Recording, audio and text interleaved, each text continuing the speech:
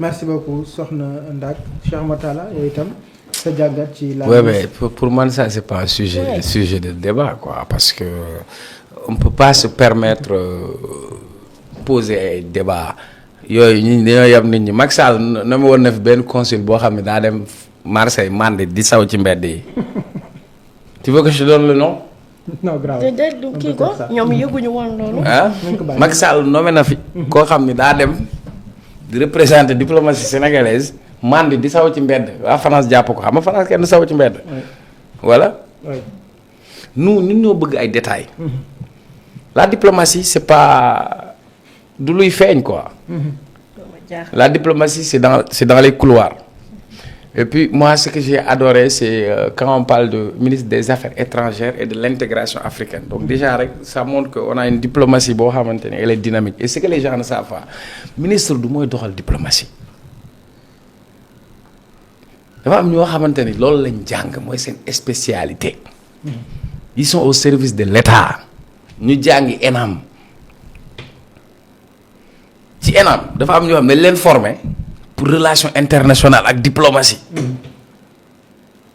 Sénégal am ñoo xamante ni bokkuñu ci benn parti nekkuñu ci benn kuréel ci diplomatie lañ mës a nekk loolu mooy seen liggéey maintenant être dans des comparaisons machin pour man la meilleure façon de juger c'est de juger sur les résultats attendus. D'accord. Sénégal am na problème doomu Sénégal yi nekk Mauritanie. Ministre des Affaires étrangères déplacé wu fa dem gouvernement Mauritanie pour waxtaan ak ñoom sur cette question j'applaudis. Sénégal diplomatie sénégalaise dem na Maroc lijjanti na doomu Sénégal yi ñu tëj ci kaso yi ñu fexe nu ñu leen indee seen réew pour man loolu moo am solo quoi. mais am na yoo xamante ni nit ku sëlam sa wujju du set. ñi def loolu yëpp ñan la ñan ñoo ko def. déedéet ñan ñoo koy def. xëy na ci opposition mais non parce que voilà. ku sëlam sa wujju du set yéen nekkoon ngeen fi bu ngeen motoloon li ngeen doon duñ leen fi jëlee. loolu dong la pour man am na yoo xam ni ay débat yoo xamante ni. d'accord mais Cheikh Matala foofu nga dugg aussi am naa ci li ma war a laaj parce que Waly Diouf Bodian dafa génn ne il parle de l'opposition ils ont plus d'argent mais nous avons le pouvoir soit nous prenons leur argent soit ils nous prennent le pouvoir.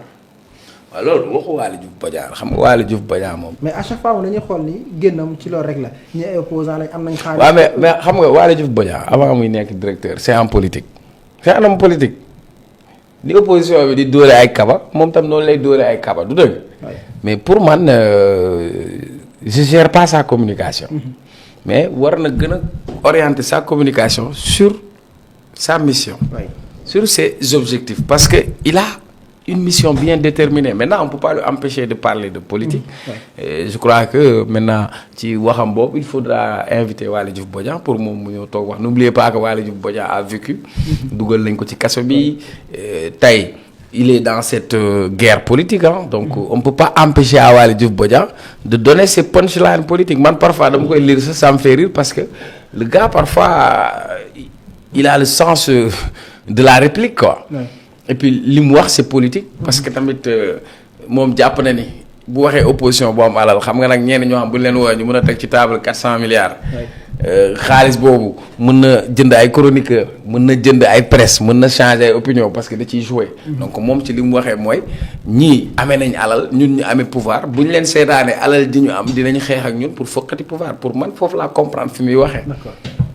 Mais pour man il doit plus se concentrer sur la communication du port voilà. Maintenant il y a Waly Diouf Bodian homme politique qui est sur sa page. ak beneen nga xam ni c'est le directeur du port. D'accord merci beaucoup Cheikh Matala ñu ngi lay jaajëfal. dese woon beneen Moustapha Ndiack Sare li mu wax ak yooyu wala.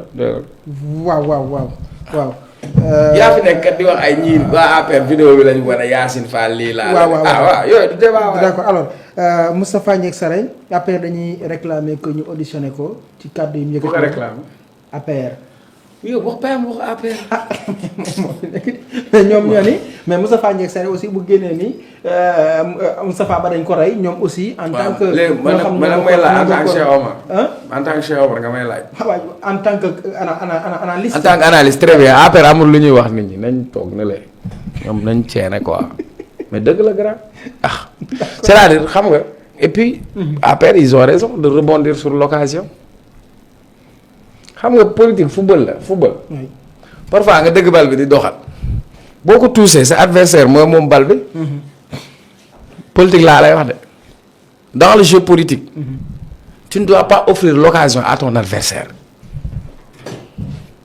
tu ne dois pas prêter le flanc à ton adversaire tu ne dois pas lui donner une occasion parce que Youssou Ndour li mu doon way nit ki lay wut jéem jotu la dina fexe yoon bu gën a gaaw mu jaare fa ngir yàqal la c'est aussi simple donc moo tax Moustapha Ndiack Sarré c'est un acteur politique dañ ko koy nangul moom moo yor seen école du parti dans le cadre de la formation ñoom seen ndaw yi nekk seen parti dem na mbaaw def na une communication bu gudd mais xam nga luñ ci génne extrait bi matul 10 secondes loolu lañ génnee kon nag ki nga xam ne sa noonu daa jonkan di xaar nga juum mu utiliser ko war ngaa fexe ba doo juum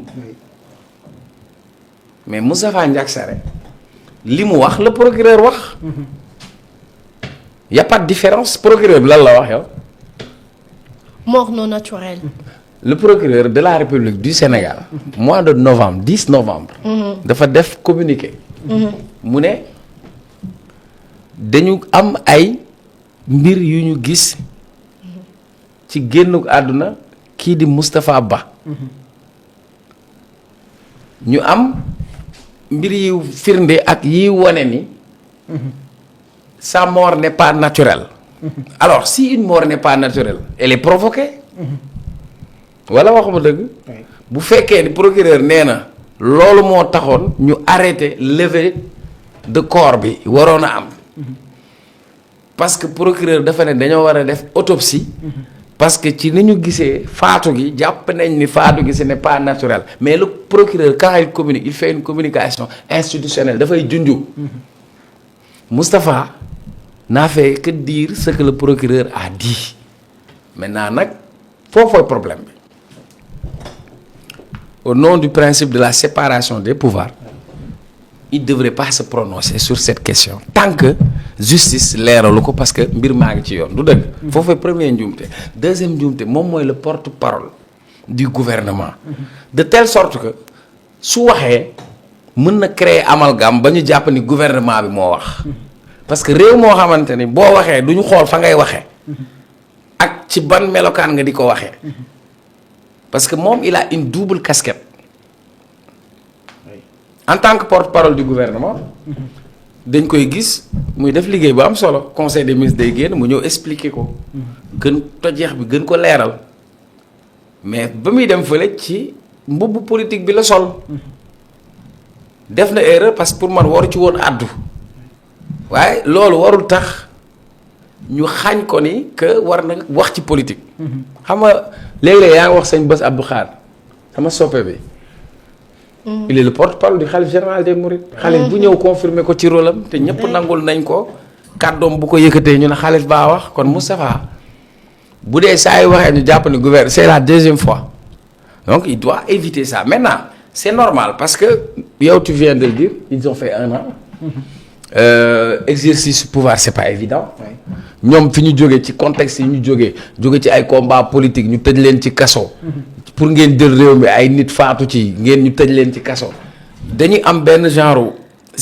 psychose buy des ci ñoom toujours dafay am benn poids buy des donc de telle sorte que parfois dans la communication mën nañ ci demee ak xol te bañ ci demee ak xel donc pour moi c'était important de dire ça il faut savoir faire la part des choses parce que dans un pays où on ne peut pas faire le distinguo ou la différence entre le personne et le personnage parce que man fii ma toog je suis le chroniqueur mais su ma quitté fii ma dem sama kër je suis l'époux de madame donc les rôles diffèrent maintenant rôle bi muy joué dafa sensible parce que qu'il est le porte-parole du gouvernement ba tax na il faudra éviter à l'avenir que yenn discours yi mu koy tenir parce que dans ce pays on a du mal à faire le distinguo entre la personne et le rôle qu'il incarne. D'accord merci beaucoup Cheikh Oumar Talla. maa ngi lay remercier.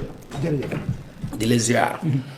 di baaluwaat ñëpp ak di baal ñëpp ak c'est vrai que on a essayé de donner le maximum.